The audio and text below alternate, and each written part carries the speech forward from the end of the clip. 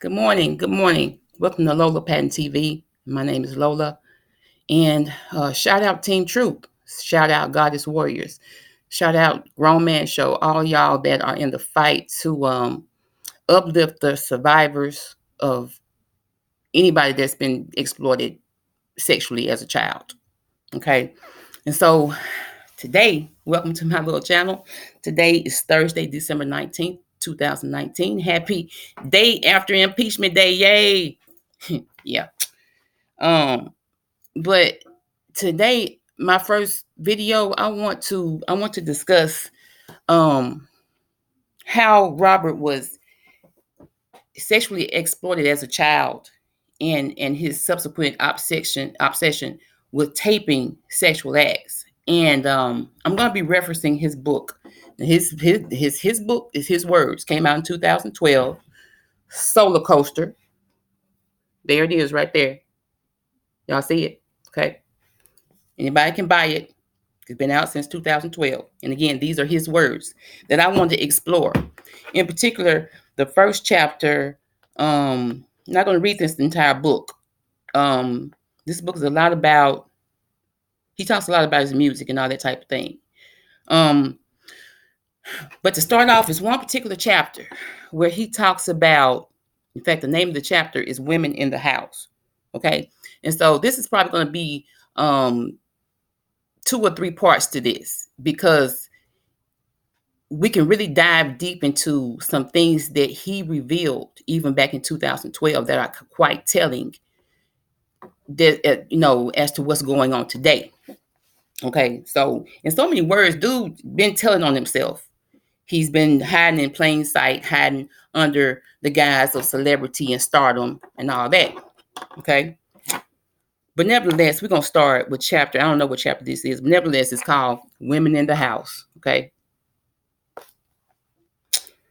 So it starts off with, he's talking about there were always women in our little house at 40th and King. There were cousins, aunties, friends of my aunties, all older women. He's a man that loved all women, remember? Okay, so when my mother wasn't home, the women ran a little freer, meaning that when my mom or my grandmother were home, they dressed a certain way. When my mother and grandmother were out, they felt free to wear less clothing. You could see through their blouses. Sometimes they wore bras, sometimes they didn't. When they walked around in nightgowns or pajamas, you could see their panties. And on a few occasions, like on a very hot summer day, they wouldn't even wear panties. As a very young boy, I didn't think much of it. The women didn't really pay much attention to me or my brothers. I looked at them the way any kid would. Kids are naturally fascinated by body parts, and I was no different. He says, as I crept up in age, though, and I made my way through grammar school, I found myself more curious and sometimes aroused. And I was ashamed of being aroused. And shame comes up a lot in this book. And he talks about that. Then he goes on to say, but there was no one I felt I could talk to about this. I couldn't have a sit down with my mother because I wouldn't know what to say or how to say it. There was no man that I trusted enough to share such shameful feelings with. Growing up with that shame has haunted me throughout my life. So imagine you're a little kid and you can't talk to your mother, okay? You don't know how to, which leads me to say that's why children don't come forth. They don't know how to say the things that are going on with them. And then again, he says too, there was no man that he could even, trust with his feelings. And wow. So he goes on to say, one winter afternoon, I came back from school early when my mother wasn't home. As I came through the door, I heard a strange noise. It sounded like bed screens squeaking. The walls in our place were paper thin, and sound came through like there weren't any walls at all. The squeaking got louder and louder. Okay. Uh, he said, then I heard voices. A woman screamed, but it didn't sound like a scream of pain or panic. Then I heard a man's voice shouting, but it wasn't in anger. And then he goes on to, he talking about, oh God, do it right there, all that type. I'm not getting into all that, all that verbiage. But at the time, he goes on to say, I was just 8 years old. I did not understand what was happening. I thought that the man was maybe hurting the woman, but that didn't seem right. I was confused, curious, so I went to see for myself. I crept toward the bedroom where the noises were coming from. They were doing so much hollering, I figured they wouldn't hear the door if I opened it just a little. I opened it just a little, then I looked inside. Again, he says, I was just 8 years old.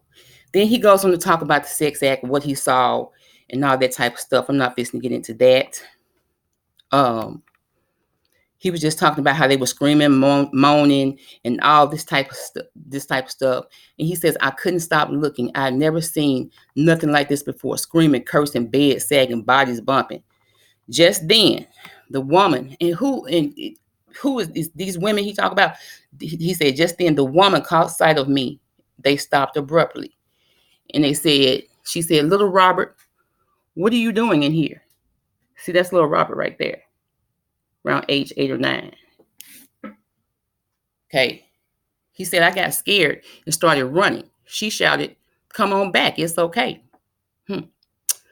They were still in bed, both of them naked, when she said, you can watch, but you better not say shit to nobody about this. So let me stop right there. So we see what's going on, right? Robert, 8 years old. Just put yourself in his shoes. No, not to excuse him. Certainly not. So you're 8 years old. You come home early from school, and it's a woman in your house fucking. I mean, he know who the woman is. Was it his sister Teresa? Was it one of those aunties or friends of his auntie? I mean, no, we don't know who the woman is, but nevertheless, she say, it's okay, little Robert, you can come back and watch. What kind of shit is this? So, it's been out there that, as far as his family is concerned, the sickness, probably the generational curses, for those of us that are Christian or whatever, if you're not, oh well, whatever, okay, that went on in that house. It's just a trip. So she says, you can watch, but you better not say nothing about this. So he goes on to say, I knew the women in my house weren't dressing or acting right. My mother or grandmother wouldn't dream of parading around the house half dressed. At the same time, I couldn't snitch. In my house and growing up in the hood, the number one rule was don't snitch, don't tell. It was the same as learning 2 + 2 = 4. Now, wait a minute. He claimed he can't read and write and do math and shit. So how he know what 2 + 2 = 4 is? Anyway, in the hood, if you snitch, you weren't going to make it. He says, still, as I grew older, things began to change when I was around these women. When I was 9, they changed in a major way. Then he says, I began to regret this code of silence. And I wonder to this day, does he regret that code of silence that he took way back, when he was 9 years old? Okay, so he says, if my mother had known what was going on in the house, she probably would have burned the house down. She didn't play that. I wanted to tell her, but I had a hard time trying to figure out who would really be in trouble, me or them. And again, that's probably why I know why a lot of probably abuse victims that are young, they don't know. You don't know what you don't know. That's why people are, why didn't you say something? Hell, I didn't know to fucking say anything. If I had known to fucking say something, I would have said something. Anyway, I wanted to tell her, but I had a hard time trying to figure out who would really be in trouble, me or them. At that age, I didn't really know how to handle it. I knew it wasn't right.